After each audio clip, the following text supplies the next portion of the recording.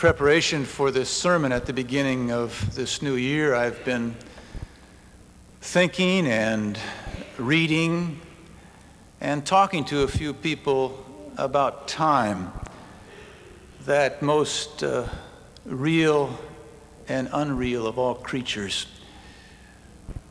What is time? How should we spend our time? Do we feel there's enough time? I invite you, as we begin 1994, to ruminate with me for a little while on the subject of time, to spend a little time contemplating time. Time has different textures. Sometimes it moves, oh, so very, very slowly. A couple of weeks ago, on Fourth Advent, some of you may recall, I talked about when I was a boy in the church that I grew up in, attending the entire services with my family. Sometimes they would last an hour and a half or even longer. And so to pass the time, to speed time up, I invented the little game of counting the ceiling tiles in the church. And if I finished counting them before the service was over, I would begin to count the little holes in the ceiling tiles. I had a good friend over for Christmas dinner, also a minister, also a person from my same hometown of Lyndon, Washington, also a person who attended the same church I did at the same time. I didn't tell him the little game I had invented, but I asked him if there were any games that he used to pass the time when he was in the services. Yes, he said, I used to count the ceiling tiles. He said he used to invent little mathematical formulas to multiply and compute them.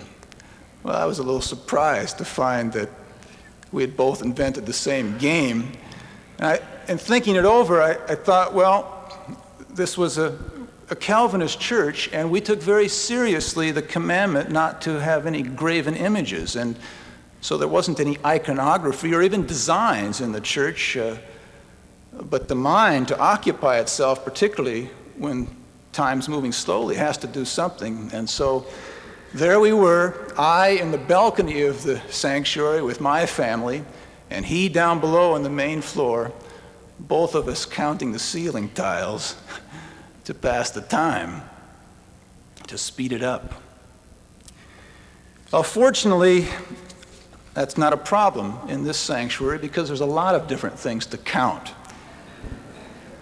I discovered this after I had given this illustration. I had several people that talked to me not only about things that they had done in their youth, but also about present habits. One of the ushers told me that one Sunday morning after he had finished counting the money, he continued to count. He found that there were 63 arches in our church. You can check him on that if things get slow for you this morning. A certain minister's spouse, whose name shall be withheld, says there are a lot of things to count. The pillars, the square blocks in the pillars, the decorative organ pipes. You can't see them now, but the pillars for the railing of the choir loft and other things as well. She claims that this doesn't necessarily mean one isn't listening. It can be a kind of meditation, a kind of reverie. I take it to be something like people who knit, to occupy a certain part of their body and mind so that the rest of the mind is clear and can concentrate. I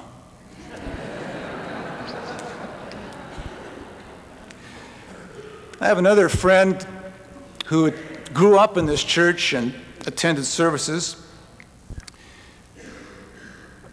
All kinds of strange things you can do. His was to count the number of coughs in a service. And he would see if he could get up to the number 100. He found that was a good competitive number. Sometimes when he felt the sermon was winding down and he hadn't quite reached 100, he would begin to cheat a little.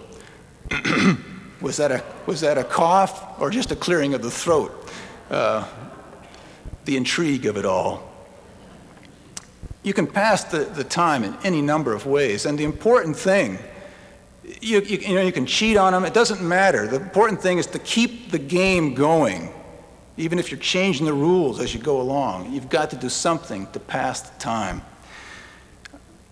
Remember in school, I don't know if, waiting for the recesses, watching the clock the last couple of minutes, or trying not to watch the clock. There's the phrase, a watched pot never boils. I learned in school that a watched clock never moves. Time has different textures.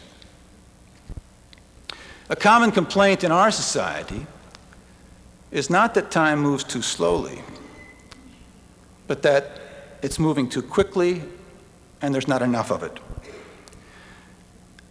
This month's issue of the Utne Reader caught my attention.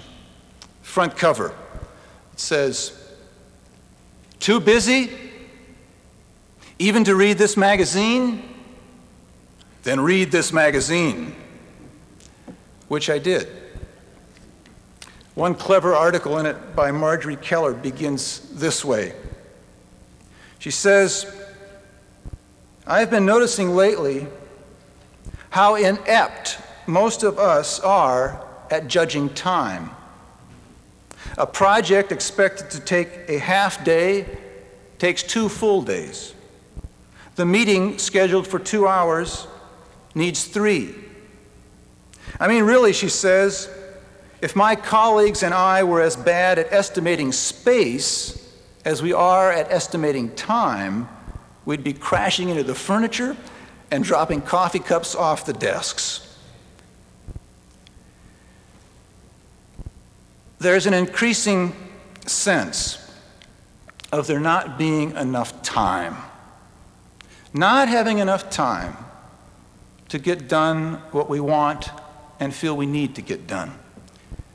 It's not that we're just busy, which might be enjoyable, but it's that we're too busy.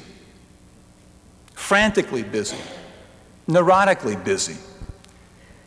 At least those of us who have work are too busy. For others, an increasing number of unemployed, they would be only too happy to be too busy. It's going both ways. I asked several persons whether or not they felt their lives were too busy.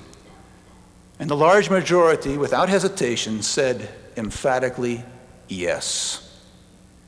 They report the following: jamming too much together, never feeling caught up, always running behind, on the ragged edge, fighting exhaustion, not enough time to do what they regard as important, not enough time with loved ones and friends, which is what it's all about,